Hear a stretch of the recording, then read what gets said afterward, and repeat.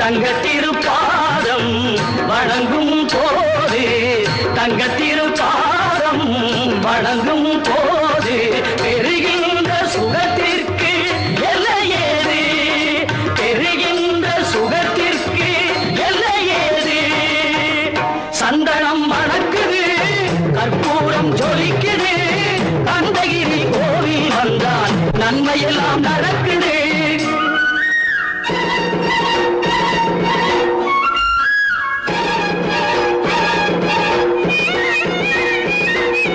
மயில் மீது மன்னனை இருக்க வைத்து ஏழு ஸ்வரம் பாடும் கிங்கிணி சதங்கை கட்டி